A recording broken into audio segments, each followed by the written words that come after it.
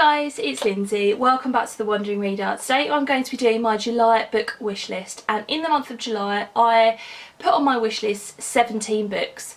So it's not quite as many as the last couple of months where I've had sort of like a real binge of adding things to my wish list, but it is still a considerable list. So let's jump into what I put on my wish list this month. First up is Dancing on Broken Glass, and this is by Kay Hancock, and this was a Goodreads recommendation. So once I'd read After You by Jojo Moyes, it came up as like, you know, those little boxes down the side of the Goodreads website that recommended things to you, and the title and the cover looked intriguing, so I looked it up. And this is a contemporary novel that is about one couple's unconventional marriage, and it says that he is bipolar and she has a family history of breast cancer, and it's about sort of like those sort of things colliding and kicking off. It sounded like a really good premise, so I thought I would add it. Next I have Vacation Land by John Hodgman, and Heidi from My Reading Life talks about this one in her mid-year freak out tag. It's been quite good listening to everybody's recommendations in those videos over the past few weeks. But this is a non-fiction book, and it's basically what she described as funny tales of vacationing in Maine. And I think she either lives in Maine or she's lived in Maine before, so she said that you would get a lot more out of it if you were from there. And obviously I'm not, but she just made it sound really funny, and I don't often read a lot of funny books, so I thought I would chuck it on there. She also recommended in that same video Catalan Street by Magda Sarsbo, I think is how you pronounce that, and this is about a group of friends and lovers torn apart by the German occupation of Budapest during World War II.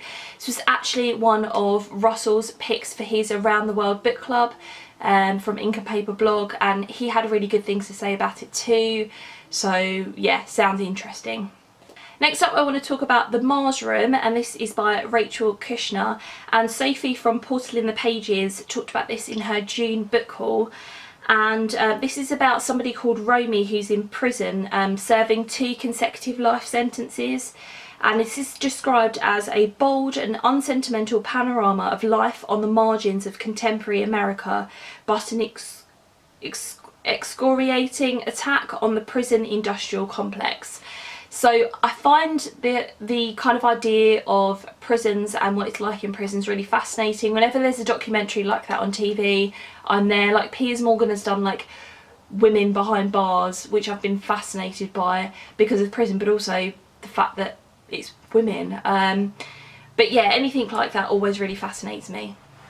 I also added to my wish list Macbeth by William Shakespeare, which is a bit of a weird one, but Sophie in that video that I talked about just now, she hauled a different Shakespeare play, which I can't remember what the name of what that one was off the top of my head now, but she hauled it in this particular edition called the Pelican Shakespeare series, and it's a newer a newer printing or like republishing of all of Shakespeare's plays, and they have these really pretty covers. Like I was thinking about getting some of Shakespeare's plays to reread or read for the first time, because I have like this complete works big chunky book, but who wants to pick that up, right? But some of them in the editions that they have now are just a little bit boring and I don't really want them on my shelf, but I really liked the edition of these and all of the ones in this particular series, so I added Macbeth to get at some point. Next up I want to talk about Ella Minnow Pee by Mark Dunn, and Sabrina from Unmanaged Mischief talked about this in her mid-year freak out tag, and this is about an island called Nollop, where the quick brown fox jumped over the lazy dog. That sort of phrase that uses all of the letters of the alphabet apparently originated. I think it's some sort of fictional town basically, and they've got like a statue in the middle of the town that commemorates that particular, I don't know, origination in the town, and the letters start to go missing from that monument, and when they're missing, the islanders are then forbidden to use them. So the book kind of goes through, and as we go through the book, those letters are missing from the book. It sounds like a really interesting premise, and Sabrina had great things to say about it. Another one that I saw on Sabrina's channel in her summer book haul was Give a Girl a Knife by Amy Thielen, and this is a non-fiction memoir about the author's experience in the culinary world. So it's described as from rural Midwestern hometown to New York fine dining and back again. She goes in search of her culinary roots, and I just love anything to do with food, so whether it's fiction or whether it's non-fiction, and this sounded like something I'd enjoy. Next I want to talk about Violent Ends by Sean David Hutchinson, and Dylan from Dylan the Reader 5 put up a video of 20 books that he wanted to read before he turned 20, which watching that video made me feel really old, but anyway. This is told from 17 different YA authors, and so you get 17 different viewpoints of a group of students that are affected by a school shooting, and that whole kind of thing about school shootings again is so relevant to a lot of stuff that we've seen in reality, and it just sounded like it would be really good. A recommendation from Doris over at All the Books was Small Wonder by Barbara Kingsolver, and she talked about this in one of her June reading vlogs. And this is a collection of essays, and the quote from the premise is an extended love story to the world we still have. So I think these essays are all about nature and the natural world. Doris is a big fan of all of those kinds of things, and I quite like reading about stuff like that too, so it sounded really good. People have also been putting up like their best books of 2018 so far, and Kerry Ann from Woman vs Books did that a couple of weeks ago, and she talked about Survivors Club by Michael Bornstein and Debbie Bornstein Hollenstadt, and this is a work of non-fiction about what happened to one Polish village in the wake of the German invasion in 1939. And she said it was really emotional. It made her cry quite a few times, but she just loved it. It was such a great book. Another food orientated one is Kitchen Confidential by Anthony Borden, and Olive over at Book Olive talked about this in her June wrap up, and of course Anthony Borden died very recently, so I think she read it kind of off of the back of that.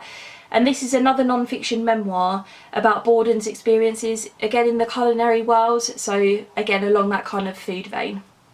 Back to Doris from All the Books. In one of her Friday Reads videos she talked about Miss Burma by Charmaine Craig, and this was longlisted for the Women's Prize earlier in the year, and it's one that I hadn't really been that interested in until she talked about it. I think partly because Simon over at Savage Reads read it and didn't really like it that much, but this is based on a story of the author's mother and grandparents, and it's all about how modern Burma came to be.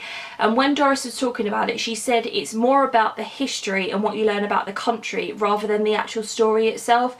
So I think if I go into it with that kind of idea, then I might enjoy it more. She also talked about in that video a book called Cannibalism by Bill Shute, and this is a work of non-fiction that's about the different types and contexts of cannibalism, and that kind of sounds a little bit weird to read a book about, but she made it sound so fascinating, and yeah, so I thought I would add it. Again from that video, she read a book called Barrack by Zora Neale Hurston, and this is an interview with one of the last known survivors of the Atlantic slave trade called Cujo Lewis. Hold on, wow, just had like a massive sneezing fit. Anyway, yeah. So I've kind of totally lost my train of thought. Yeah, so this I think was published quite a while ago now. It's not a new book in the slightest, but again a fascinating topic, and Doris had good things to say about it. Last one from that particular video was The American Plague by Molly Caldwell Crosby, and this is another non-fiction book that was written by a journalist, and it traces the course of yellow fever in America. So she was kind of reading a few books to do with like Florida and the history and that sort of thing, and quite a few of these books that I've mentioned are in that kind of vein. Again, sounds really fascinating. Dee over at Books and Quirks did her mid-year book freakout tag, and she talked about The Masterpiece, and this is by Fiona Davis, and this is a fiction book that's about the history of Grand Central Station. So I think it's set in 2 time periods. I think like modern day and then a time period in the 60s, I want to say, when like kind of Grand Central Station was falling apart a little bit. Yeah, so again, that sort of thing always interests me, and it sounded really good. And the last book on the list that I want to talk about is Theyre There by Tommy Orange, and Rincey over at Rincey Reads talked about this in her June wrap up part 2, but I've seen quite a few booktubers either haul this or read it lately, and kind of there's a lot of buzz surrounding it. And this is described as a polyphonic and multi-generational novel weaving together an array of Native American voices. Rincey had great things to say about it. I haven't read an awful lot about Native Americans, and I just thought it would be a good place to start in terms of upping my knowledge. Wow, it's hot in here. I haven't even opened any windows. I'm going to need to do that. So they were all of the books that I added to my book wish list in July.